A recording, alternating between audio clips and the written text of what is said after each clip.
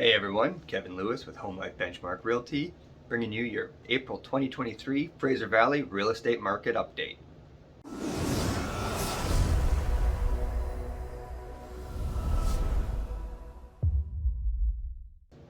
As 2023 seems to be flashing past our eyes, we're already 3 months into the year, and we've seen some trends in the real estate industry change over the last couple of months. Most importantly being that for the last 2 months, we actually have seen prices start to creep upwards a little bit and the total number of sales improving over month to month.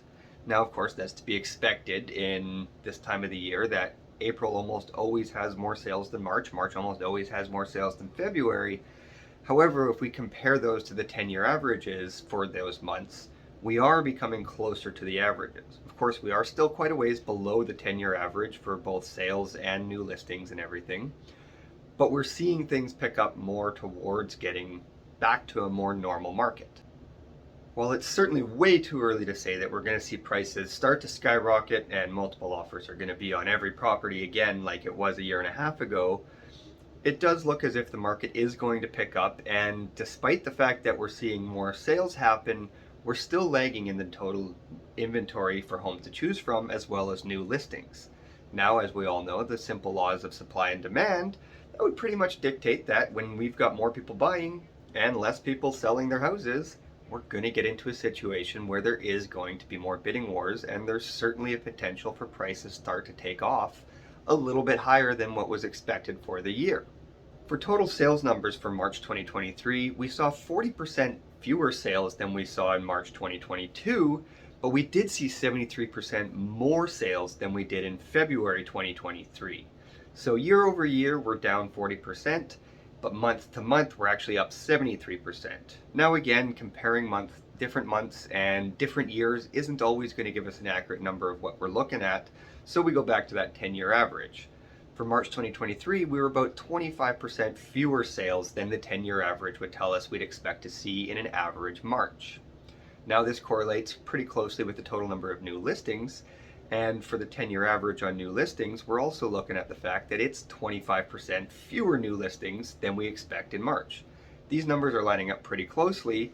However, where things are not lining up is in the number of sales to active listing ratio, which again is coming back to that low inventory of homes to choose from and that pent-up demand of buyers. And we're seeing on average 40 out of every 100 homes listed is selling in a given month. Now, and according to our market in the Fraser Valley Real Estate Board, anything above 20%, so 20 out of every 100 homes listed selling, would indicate that we're in a seller's market. We're at 40, double what is the bare minimum for a seller's market. So it's pretty safe to say that we are in that seller's market still. We haven't dipped into buyer's market territory for quite some time, and when we did, we still really didn't see affordability become more achievable for buyers. We saw prices drop over the last year, but we've already touched on this in several of the past months. That's a lot due to interest rates increasing. However, monthly payments have stayed the same, therefore affordability has been relatively stable. Listing ratio being at 40% for the average home. It is actually quite a bit higher for attached homes, meaning condos and townhouses, and it's a little bit lower for detached single-family homes. However, both are significantly into seller's territory. We can somewhat speculate that we might see prices start to creep up. So what does this mean for you? Well, I think it's a little too early to say that things are going to go crazy. However, if we go back a year and a half, 2 years ago, even 3 years ago to the beginning of the pandemic, we didn't really see prices going the way that they ended up going until it was a little bit too late. So there is a possibility we do see things take off. I don't think that the market feels as if it's going to do that again, but that's completely an intuition thing. I just want to make sure that everybody is prepared that we may see these prices go up again. So if you're looking to buy in the near future, you may want to understand that there might be a little bit of pressure coming from the market to make that purchase happen a little bit sooner than it would be to wait a little bit, and perhaps you're paying a little bit more money. Now, of course, interest rates may start coming down, maybe in a year, maybe not. Who knows? All we know is what we have today. And if prices are the lowest that they probably are going into the future, if you qualify and you can buy a home today, it might make the most sense to do that today as opposed to waiting a few months when prices might be up a little bit more. Now, if you're looking to buy a home and you have to sell your current home in order to do so, again, you may want to move a little quicker. Of course, if you do wait, you might net more money on your current home. So if you're downsizing and your current home is worth more than what you might move into, you might net a larger portion if you do wait a little bit for prices to go up. However, if you're on the other side of things and you're looking to increase your size of your home and have a more expensive home, whatever the value that you gain in your sale of your home is going to be a smaller percentage than, or it's going to be the same percentage, but a smaller grand total that you're going to gain in equity than if you were to make the move to a larger home sooner. 10% of 500,000 is $50,000.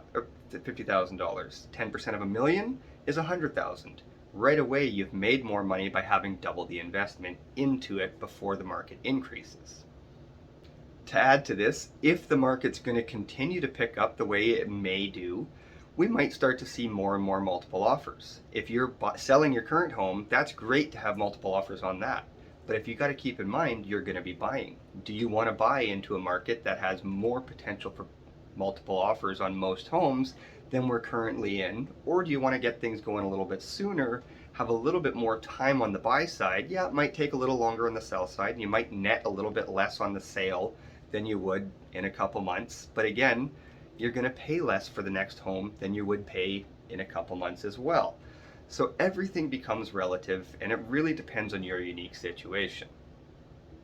Now, if you're looking to sell a home and you're not going to buy another home with it, depending on what your situation is, what you need the money for, if there's other investments that are opportunities that are there for you, it's really, again, going to depend on your unique situation. In general, though, I would say that there's no rush to get your home on the market just to get it sold right now when you may be able to get more money in a couple months. But again, it just depends on what your situation really is. Overall, the market seems to be in a relatively healthy place. I would like to see more homes available on the market, and of those homes that are on the market, I would like to see some of them priced a little bit better as well. But that's been typical of the last few years, and it's quite typical when real estate goes down. If people don't have to sell, they simply don't list their homes to sell until prices go up. But buyers still want to buy, and we have massive immigration numbers coming in. There's a lot of things in play here that could lead towards prices going up quite steeply. I'm not predicting prices to do anything like what they did over the last couple of years, but I am changing my narrative a little bit and thinking that we're going to see prices go up this spring, summertime, a little bit steeper than what I was saying the last couple of months. I'm not going to get into any details because it's just blind predictions at this point, but the feeling is there that we are seeing the market start to pick up and buyers' demand is starting to pick up again. So with all of that in mind, again, always remember your situation is unique. Don't take all of the advice from this newsletter or anybody online. Talk to a professional real estate agent today.